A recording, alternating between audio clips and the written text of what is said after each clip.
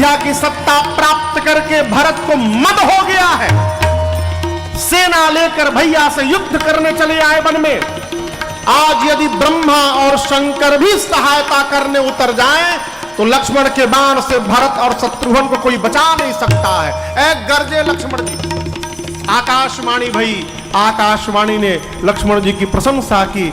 राम जी ने धीरे से कहा, ठीक कहा लक्ष्मण तुमने, राजमद बड़ा कठिन मद है, लेकिन आप कह रहे हो अयोध्या की सत्ता मिलने के बाद भरत को मद हो गया है। मैं कहता हूं मेरे भरत को अयोध्या नहीं, ब्रह्मा, विष्णु और महेश की भी सत्ता प्राप्त हो जाए, उसके बाद भी मेरे भरत को मद होने वाला नहीं है। ये मेरे भरत का स्वभाव है। कितना विश्वास है वो है? राम जी कहते हैं लक्ष्मण, सूर्य देख रहे हो,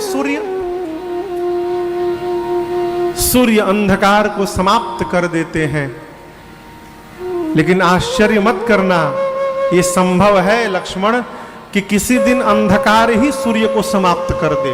यह संभव है। पूरा का पूरा आकाश एक छोटे से बादल में विलीन हो जाए, संभव है। मच्छर के फूंक मारने से पर्वत उड़ के चला जाए, संभव है। जल से निकलने के बाद मछली मरे नहीं, जीवित रह जाए, संभव है। लेकिन मैं कहता हूं मेरे भरत को अभिमान हो जाए, ऐसा किसी कल्प में, किसी युग में संभव नहीं है लक्ष्मण, ऐसा कदापि नहीं हो। राम जी ने भरत जी की, लक्ष्मण जी और दशरथ जी की सौगंध लेकर कही, लक्ष्मण पूरे ब्रह्मांड में मेरे भरत जैसा दूसरा भाई नहीं है। लक्ष्मण जी को भी अपनी बात पर ग्लानि हुई।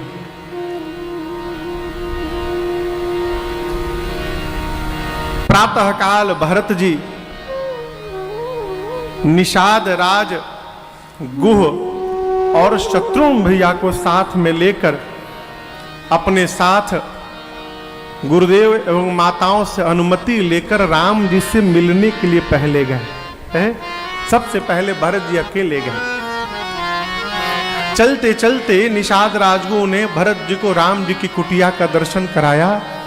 यहाँ गोस्वामी जी कहते हैं भरत जी जैसे पहुंचे हैं भगवान की कुटिया के बाहर, थोड़ी दूर पहले अचानक चलते चलते भरत जी रुक गए।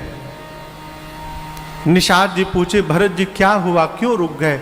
बोले पहले ये बताइए भैया, यदि सुन लिए कि मैं आ रहा हूं मिलने के लिए उनसे, तो मेरे नाम को सुनकर चित्रकूट छोड़ के नहीं जाएंगे ना कहीं? निषाद जी बोले ऐसा क्यों पूछ रहे हैं? भरत जी बोले मेरे आने के पहले मेरा मुख न दिखाई पड़े, इसलिए भैया अयोध्या छोड़ के चित्रकूट चले आए। कहीं मेरे आने की सूचना प्राप्त होने से चित्रकूट छोड़ के यदि जाना पड़े उनको, तो मैं अपने भैया को और नहीं भगा सकता हूं, मैं मिलूंगा नहीं, मैं यहीं से वापस चला जाऊंगा। निषाद जी उनको बरबस लेकर गए हैं। कुटिया के द्वार पर गए, भीतर राम जी, चबूतरा देखें आप, चबूतरा बरगद का वृक्ष है आश्रम में चित्रकूट के, नीचे चबूतरा है, चबूतरे पर सीताराम जी बैठे हैं और चबूतरे के नीचे लक्ष्मण जी बैठे, हाथ जोड़े लक्ष्मण जी बैठे हैं। राम जी ने लक्ष्मण जी से कुछ प्रश्न किया है और लक्ष्मण जी उस प्रश्न का उत्तर दे रहे हैं। निषाद राजगुरु ने भरत भैया को राम जी का दर्शन कराया, वो देखिए आपके भैया हैं, जाइए मिल लीजिए। भरत जी भीतर नहीं गए, बोले मैं भीतर जाकर मुंह दिखाने लायक नहीं हूं।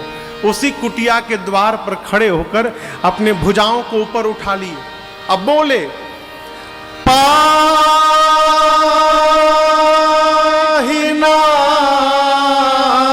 पाहिनाथ कही पाही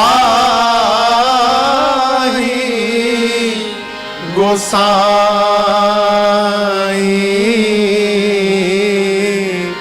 भूतल पड़े लकुट की नारी।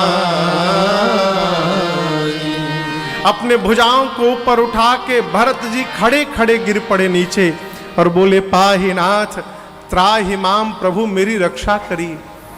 ये आवाज लक्ष्मण जी के कान में पहुंची। लक्ष्मण जी के पहुंच गई तो क्या राम जी के कान में न पहुंची होगी? लेकिन लक्ष्मण जी की बात लक्ष्मण जी के कान में पहुंची, राम जी सुन के भी अनसुना कर दी। यहां गोस्वामी जी कहते हैं, लक्ष्मण जी सोचने लगे